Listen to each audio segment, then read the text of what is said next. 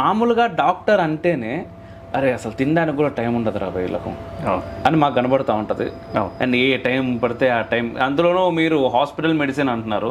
So హాస్పిటల్లో ఉన్నంతసేపు ఇంకా అది ఉంటుంది. కరెక్ట్. సో అంత బిజీ స్కెడ్యూల్ నుంచి మరి ఇప్పుడు చూస్తేనేమో నా చేతిలో మీకు చూపిద్దామని చేతిలో పట్టుకున్నాను, వీరు రాసినవే వీరు చేసినవే అనమాట ఇదంతా కూడా. ఇదిగోండి. సో ఇలాంటివి ఇంకా చాలా ఉన్నాయి, చేతిలో పట్టవు కదా అని చెప్పి కొన్ని నేను పట్టుకున్నాను. సో అంత బిజీ దాని నుంచి ఎలా మీకు టైం దొరుకుతుందా? ఫస్ట్ ఆఫ్ ఆల్ ఎట్లా దొరుకుతుంది? టైం దొరుకుతుంది. మనం ఏం చేస్తామంటే సాకులు చెప్తాం, ఎక్స్క్యూజెస్ ఇస్తాం, మనకు కావాల్సి ఉంటే చేస్తాం. సినిమా ప్రయారిటీ, ఏది ప్రయారిటీ ఇవ్వాలని దాన్ని బట్టి నేను ప్రయారిటైజ్ చేసుకున్నా. నాకు మెడిసిన్ ఎంత ఇంపార్టెంటో ఇది కూడా అంత ఇంపార్టెంటే అని ఒక ప్రయారిటీ పెట్టుకొని మెడిసిన్ ఫుల్ టైం చేస్తాను. చేసినప్పుడు చాలా బిజీగా ఉంటుంది. అట్లా కాకుండా అమెరికాలో ఒక అడ్వాంటేజ్ ఏంటంటే మీరు ఆఫ్ టైంలో మీకు ఫోన్ కాల్స్ రావు, ఇబ్బంది పెట్టరు, అలా ఉంటుంది. అట్లీస్ట్ నా జాబ్లో నేను పనిచేసిన ఫ్యూ డేస్ బిజీగా ఉంటాను. ఆ రోజు అసలు టైం ఉండదు. ఒక 10 to 12 hours కంటిన్యూస్గా వర్క్ ఉంటుంది. ఆ తర్వాత వర్క్కి వెళ్ళడం రావడం, ఆ తర్వాత చార్ట్స్ నోట్స్ కంప్లీట్ చేయడం, పిల్లలతో ఫ్యామిలీతో టైం స్పెండ్ చేయడం, దీంతో సరిపోతుంది.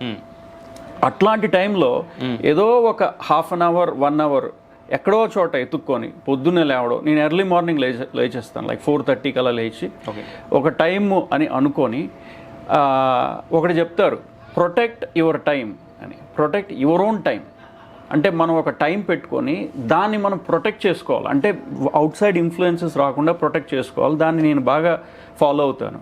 అలాగా ఆ half an hour 1 hour maximum 1 hour కంటే దొరకదు వర్క్ చేసే టైంలో. వర్క్ చెయ్యని టైంలో ఆఫ్ డేస్లో చాలా టైం దొరుకుతుంది. ఆ టైంలో ఏమన్నా అవసరమైన విషయాలు, లోక వ్యవహారం అంతా చూసుకొని ఫ్యామిలీకి సంబంధించినవన్నీ, మిగిలిన టైంలో హైలీ డెడికేటెడ్గా ఎవ్రీ నైట్ 9 to 10, 9 to 11 అలాగా. నేను సంస్కృతంలో ఎంఏ చేసేటప్పుడు ఎవ్రీ డే 2 hours ఆఫ్ టైంలో. సంస్కృతంలో ఎంఏ మీరు? సంస్కృతంలో MA Hindu university of America అని ఉన్నది యుఎస్లో. ఓకే, అక్కడ చేశాను. వాళ్ళు ఏం చేశారంటే పూనాలో ఒక యూనివర్సిటీ MIT అని ఉన్నది, మహర్షి ఇన్స్టిట్యూట్ ఆఫ్ టెక్నాలజీ. ఓకే, వాళ్ళ ప్రొఫెసర్లు మాకు టీచర్స్ అన్నమాట. వాళ్ళ సంస్కృతం ప్రొఫెసర్స్ అంతా వాళ్ళే మాకు టీచర్స్ దాంట్లో.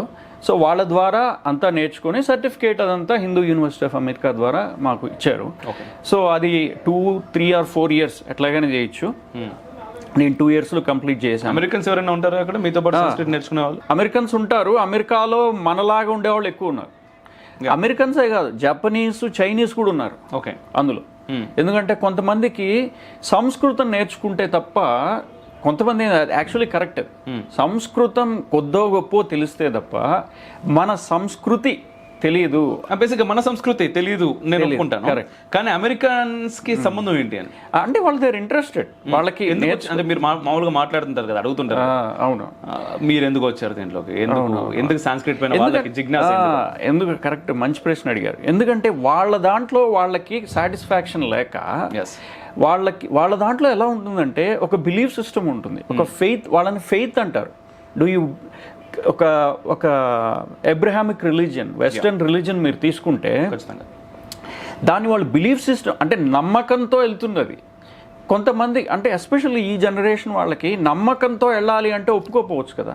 కొంతమంది ఒప్పుకోవచ్చు, కొంతమంది రేషనల్ థింకింగ్ మన దాంట్లో ఉన్నది అని కొంత రుచి చూసిన తర్వాత ఎక్కడో చోట రుచి చూస్తారు. ఎవరో ఈ న్యూ ఏజ్ గురూస్ ఉన్నారు కదా, అవును, ఆ గురువుల ద్వారానో వివేకానందుల బుక్ చదివో అక్కడ ఏదో పుస్తకం చదువుతారు, ఎక్కడో కనెక్ట్ అవుతారు, వ్లాగ్స్ చూస్తారు, ఏవో పాడ్కాస్ట్లు, ఎక్కడో కనెక్ట్ అయ్యి దాని గురించి తెలుసుకోవాలి. నేను తెలుసుకోవాలంటే ఏం చేయాలి, సంస్కృతం గురించి కొంత తెలుసుకోవాలి, ఇట్లా ఈ పాత్లో వస్తారనమాట.